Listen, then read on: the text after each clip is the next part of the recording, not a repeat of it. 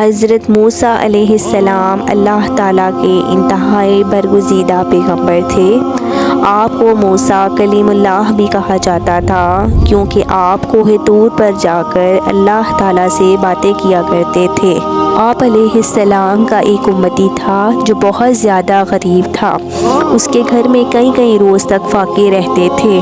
ایک مرتبہ اس کی ملاقات حضرت موسیٰ علیہ السلام سے ہوئی۔ وہ کہنے لگا، اے موسیٰ علیہ السلام، آپ کلیم اللہ ہیں۔ جب اس بار آپ کوہ طور پر اللہ سے ملاقات کو جائیں تو آپ میری طرف سے اللہ تعالیٰ کو عرض کر کہ میری آنے والی ساری زندگی کا رزق مجھے ایک ہی بار میں عطا کر دیں تاکہ میں اپنی زندگی اچھی طرح سے گزار سکوں۔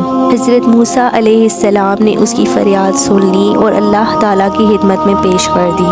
اللہ تعالیٰ نے اس کی فریاد کو قبول فرما لیا اور اس کو چند بھیڑ بکریاں، گندم اور کچھ مزید چیزیں عطا کر دیں۔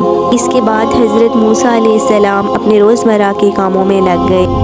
پھر کچھ عرصہ گزرنے کے بعد حضرت موسیٰ علیہ السلام کو وہ بندہ یاد آ گیا۔ آپ علیہ السلام نے سوچا کہ پتہ تو کروں اس کا کیا بنا۔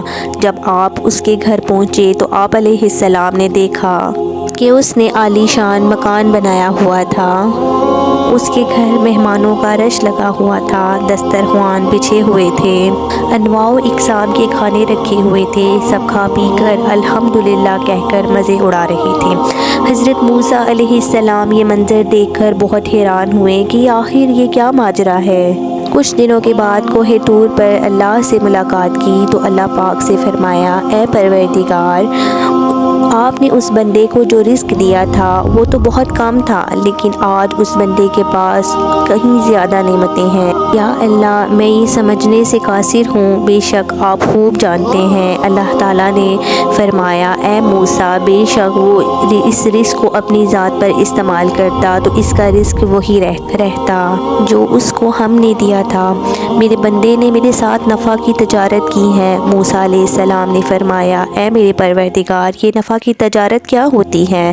رب العالمین فرماتے ہیں، میرے بندے نے میرے مہمانوں کو کھانا کھلانا شروع کیا، میرے راستے میں خرچ کرنے کو اپنا فرض جانا، غریبوں مسکینوں کے لیے دسترخوان بچھا دیے، اور جو میرا دستور ہے، جو میری راہ میں 1 روپیہ خرچ کرتا ہے میں اس کو 10 گنا زیادہ عطا کرتا ہوں، کیونکہ مجھ سے تجارت کی تو اسے نفع زیادہ ہو گیا، اس لیے اس کے پاس مال و دولت بے تحاشا ہو گیا۔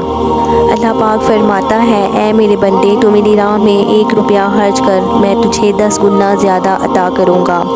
لیکن ہمارا ایمان اور یقین اتنا ٹوٹا پھوٹا ہے کہ ہم اللہ کی راہ میں دینے سے کتراتے ہیں۔ جب کوئی سوالی ہم سے سوال کرتا ہے نا تو ہم اپنی جیب میں نوٹوں کی بجائے سکے تلاش کرتے ہیں۔ اللہ تعالیٰ ہمیں ان باتوں کو سمجھنے کی توفیق عطا فرمائے، آمین یا رب العالمین۔